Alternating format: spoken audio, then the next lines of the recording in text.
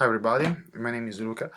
I'm sorry for the background noise, but I'm at the moment I am at home since there is the COVID pandemic and I've been in contact with someone that was positive to COVID, so I'm in quarantine for 14 days. First disclaimer, which make the big difference between who have success on Upwork and any other lead generation channel and business and those that don't. The first one submit their ideas to the lead generation platform. The other submit the prejudice, the story around some lead generation channel or around some tools, and they want to make that their history. That's the most big difference on mindset. What I mean with that. Um, I never seen someone that, for example, want to use Upwork to grow a business, so to make a lot of customer using it, saying, I will test and I will stop. They say, I know that on Upwork there are US customer. And since I know that there are not other cheaper way to get clients with maybe Facebook ads or LinkedIn ads or LinkedIn content lead generation, they say, I I see that I work a bit on Upwork. There is a return of investment, at least a minimum. So I will use for my mission, for my purpose. I will be driven on it. They don't look at the money they make. They look at what is giving the things to their business. Instead, most of people that see other success and they want their money, they want to do the same. But they measure the effort not in terms of realizing the mission, but in terms of economical effort. So if there is a return, they keep. If there is not return, they stop. That is a problem because even if you do the best lead generation, people can stop to be on the platform, which is not only Upwork but also Facebook, LinkedIn, or other platform or other lead generation. The digital world is just a way to making connection people comes and people leave. It's not constant. It's not, there is nothing that make mandatory for people to stay on a platform or for your ideal client to stay on a platform. There could be period where while testing you are losing clients. There will be bad period and a good period, and if you lose an asset for your business because you just think it is not economically or it's not an economical resource, you will keep looking for things that make fast cash, but they will never be asset. It's like a girlfriend. You want someone young and beautiful, but if you want someone that loves you, you cannot think just to find someone beautiful, because you need to build something. You need to understand really clearly something. And you cannot make it just thinking, I want cash. You need to find a place which to fall in love with, and it doesn't mean that it should be Upwork at all. There are many platforms. We are talking about Upwork because I'm an Upwork expert. But you need to think in the long run and to the achievement of your mission, not to copy someone else. Okay, that's the first things. Okay, saying that things as a mindset, how we destroy Upwork, how you get the most client from it. So first things, acquisition. You need to send proposals to the right clients, and most importantly, anytime you are sending proposal to the right client, you need to not think to the bid. Okay, this is one of the key part. The bid is just a placeholder. Put it everywhere. Put a placeholder for $5, $100, 1,000, doesn't matter. But it's really important that you put it as a placeholder, because this is one of the most things that stops people to keep going. And at the beginning, they are not, so your potential client is not someone that is expert in your area of expertise, so is not able to evaluate your capabilities, and you are not capable to evaluate him just from a job post. So what you do is just trying to get them, say, reach out, okay, talk to me. And also because when they overcome that, they are really likely to hire you because they don't want to make the effort of turning back and do all the selection. So with your pitch, with your proposal template, writing that, it's key. Once they reach out, we filter them. If you are new to Upwork, you need to first start talking to people, and once you get some, when you get engaged with these bad leads, and you have two questions in mind you want to ask them, fine, you will put this question or in your proposal or later when they reach out. Okay, like, what's your budget? Did you have previous experience in marketing?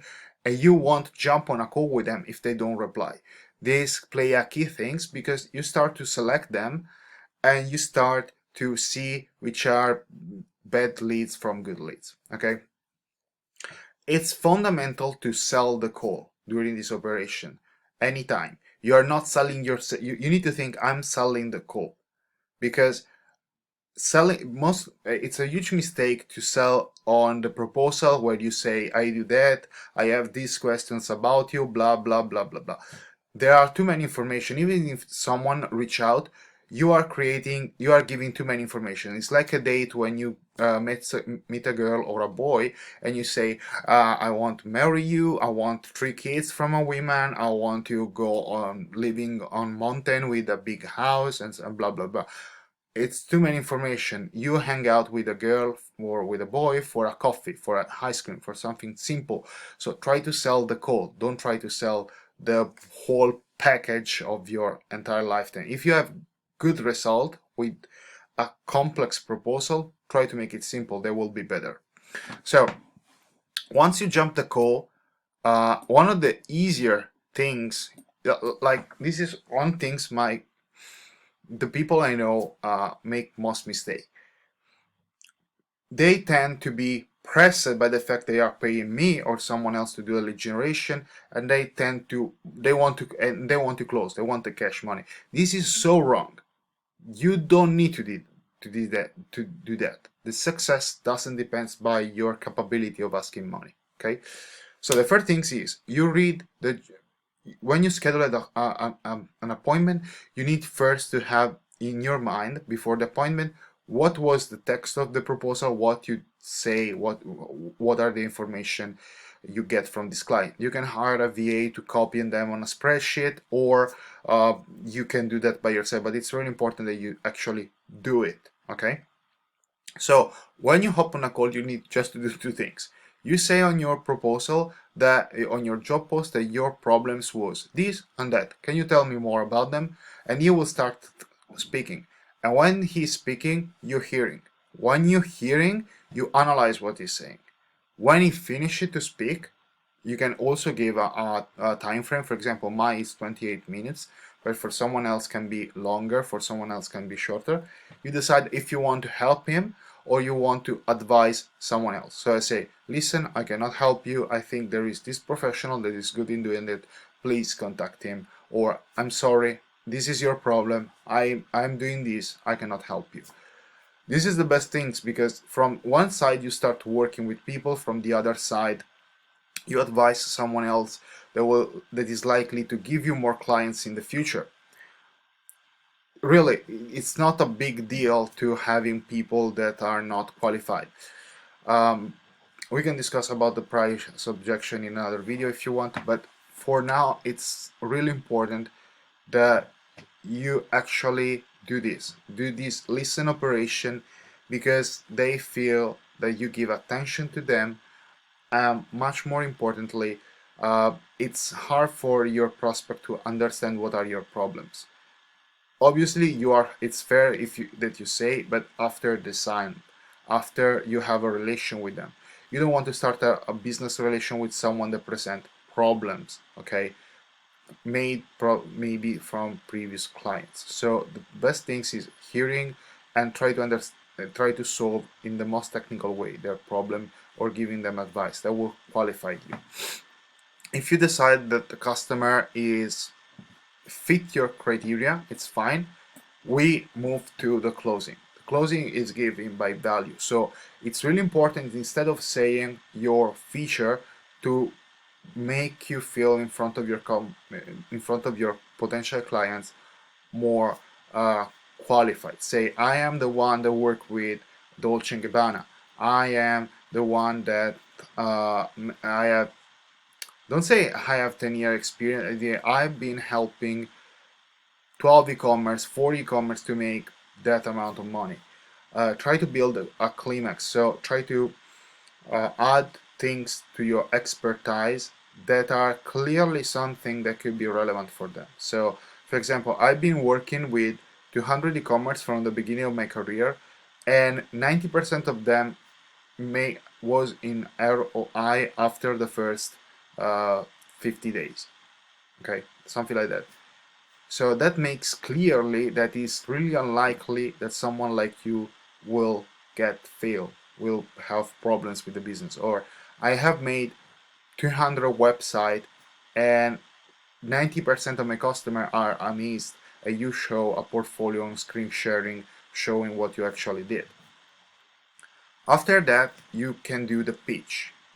The best things is when they ask you to do the pitch. So when they ask you the price, you reply with your pitch, which should be short, like 5 minutes, and you memorize it, or an elevator pitch, even shorter, and then you say the price. Obviously, this is something that there is someone that knows it, someone that doesn't know.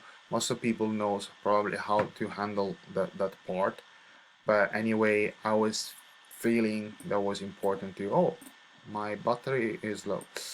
I felt that was important to say that. Never let, there are many people, let's say, for example, we are playing internationally. So there are huge difference between the mindset in India and in the United States. One key thing that it's really important to remember is never evaluate the values, but evaluate the business. This is one of the key parts. I hope it was useful. This is how people that get enormous amount from Upwork handle their account, because that system, if you're capable of taking outside the simple method of Upwork your feelings, and you keep doing it, it's just an amazing funnel to get amazing clients. If you're expecting short-term effects, probably hardly in business survive people that are looking for short-term result, because they might not happen. By the way, let me know what are your thoughts about this video, and thank you for watching the video till now and give me the possibility to speak. Bye.